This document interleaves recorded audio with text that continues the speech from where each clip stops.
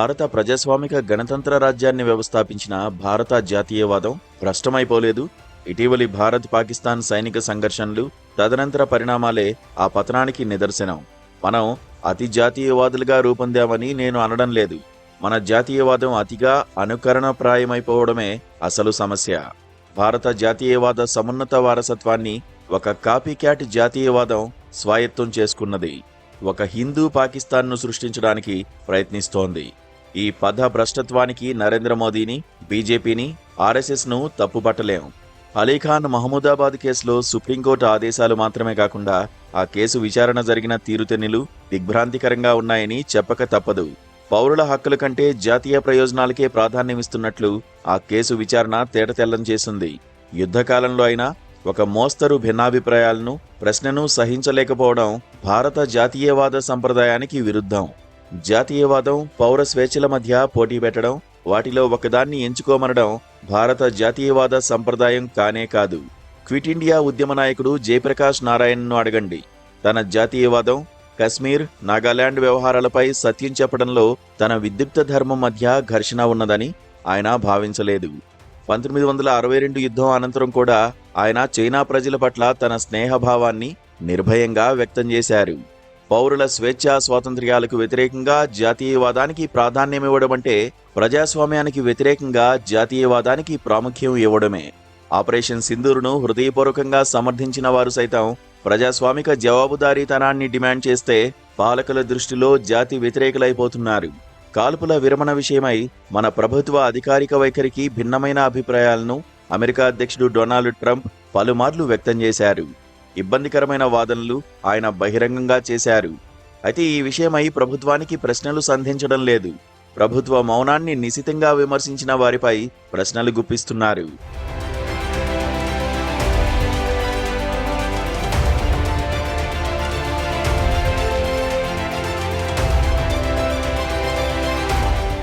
అటల్ బిహారీ వాజ్పేయిని గుర్తు చేసుకోండి. 1962 యుద్ధంలో భారత్ పరాజయంపై ఆయన ప్రభుత్వాన్ని నిలదీశారు. ప్రభుత్వ వైఫల్యాలపై చర్చించేందుకు పార్లమెంటు ప్రత్యేక సమావేశాన్ని ఏర్పాటు చేయాలని డిమాండ్ చేశారు. నెహ్రూ అనుసరించిన చైనా విధానాన్ని రామ్ మనోహర్ లోహియా తీవ్రంగా విమర్శించారు. వాజ్పేయిని కానీ, లోహియాని కానీ ఎవరూ జాతి వ్యతిరేకులని నిందించలేదు. దేశ ప్రజల కంటే జాతీయ ముఖ్యమని ప్రతిపాదిస్తున్నారు. సైద్ధాంతిక, సాంస్కృతిక భిన్నాభిప్రాయాల వ్యక్తీకరణను జాతి వ్యతిరేకమైనవిగా పరిగణిస్తున్నారు. తర్కాన్ని తలకిందులు చేస్తున్నారు. పహల్గాం అనంతరం కశ్మీరీలు ముస్లింలపై దాడి చేసిన వారు కాకుండా మతపరమైన చీలికలు సృష్టిస్తున్నారనే ఆరోపణను అలీఖాన్ మహమూదాబాద్ ఎదుర్కొంటున్నారు. కల్నల్ సోఫియా ఖురేషీని పాకిస్తాన్ సోదరి అని బీజేపీ మంత్రి విజయ్ షా ఆక్షేపించగా ఆమెను అవమానపరిచారనే అభియోగాన్ని మహమూదాబాద్పై మోపారు.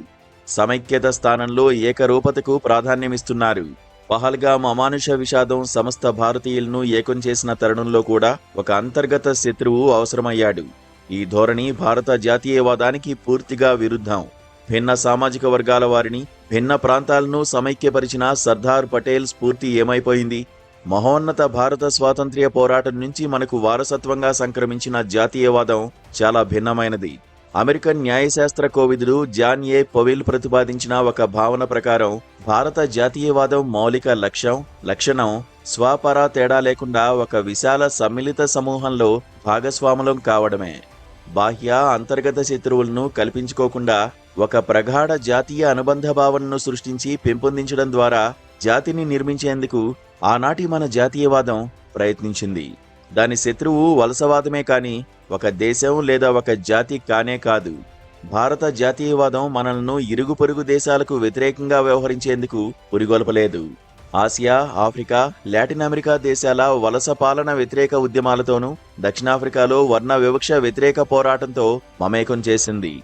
సమస్త భారతీయుల మధ్య ఒక సమైక్యతా భావం సంపూర్ణంగా వర్ధిల్లేలా చేసేందుకు భారత జాతీయవాదం అంకితమైంది. భారతీయ అస్తిత్వానికి ఒక సమగ్ర గుర్తింపును సమకూర్చేందుకు భాషల బహుళత్వాన్ని, ప్రాంతాల వైవిధ్యాన్ని, మతాల విలక్షణతలను అది సంపూర్ణంగా గౌరవించింది.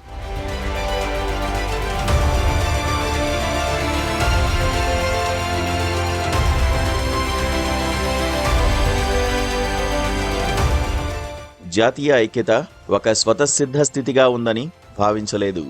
అందరూ ఒకేలా ఉండాలని ఒత్తిడి చేయకుండా తేడాలు విలువైనవని అంగీకరిస్తూ కలిసి మెలిసి ఉండేలా జాతీయ ఐక్యతను దృఢతరం చేసేందుకు అంకితభావంతో కృషి చేసింది. మైనారిటీ వర్గాల వారి హక్కుల రక్షణకు మెజారిటీ వర్గం కృషి చేసింది. హిందీయేతర ప్రాంతాల వారి ప్రయోజనాలను పరిరక్షించేందుకు హిందీ భాషీయులను పురిగొల్పింది. దక్షిణాది రాష్ట్రాల ప్రజలు హిందీ భాషా సాహిత్యాల అధ్యయనానికి పూనుకునేలా ప్రోత్సహించింది.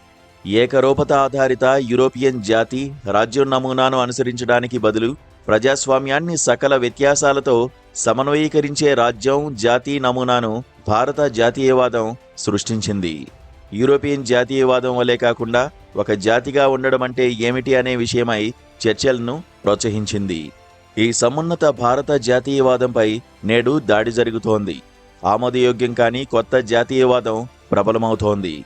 ఇది వారు మనము అనే భావనకు తావివ్వకుండా సకల సామాజిక వర్గాల మధ్య సమైక్యత పరిఢవిల్లేందుకు సంకల్పించడం లేదు. మణిపూర్లో జాతుల ఘర్షణ, పంజాబ్, హర్యానా, కర్ణాటక, తమిళనాడుల మధ్య నదీ జలాల పంపకాలు మొదలైన అంతర్రాష్ట్ర వివాదాలను పరిష్కరించేందుకు ఈ తప్పుడు జాతీయవాదం పూనుకోవడం లేదు. కశ్మీర్కే అగ్ర ప్రాధాన్యమిస్తోంది. అది ఒక స్థిరాస్తిగా మాత్రమే సుమా. ముస్లింలను శత్రువులుగా చిత్రీకరిస్తూ భారతదేశ సమైక్యతను బలహీనపరుస్తోంది. బాహ్య శక్తుల విషయంలో సాధ్యమైతే కలహశీల వైఖరితో వ్యవహరిస్తోంది. తప్పనిసరి అయిన చోట నమ్రతతో లొంగుబాటు వైఖరి ప్రదర్శిస్తోంది. ఎంతకు పాకిస్తాన్ను ఎలా దెబ్బతీయాలా అన్నదే దాని నిరంతర ఆలోచనగా ఉన్నది. ఫలితమేమిటి?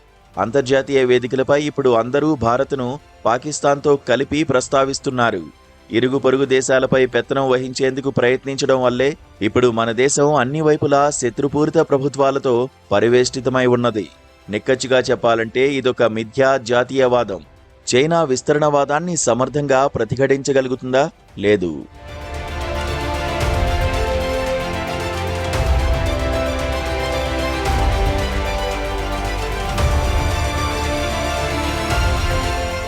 డొనాల్డ్ ట్రంప్ బెదిరింపులకు ధీటుగా ప్రతిస్పందిస్తున్నారా? లేదు. జాతీయ ప్రయోజనాల విషయమై దీని అవగాహన సూత్రబద్ధమైనది కాదు. కనుకనే భారత్కు ఆపస్సమయంలో ఆదుకునే మిత్రదేశాలు లేకుండా పోయాయి. పాకిస్తాన్తో ఇటీవలి ఘర్షణలే ఇందుకు తార్కాణం.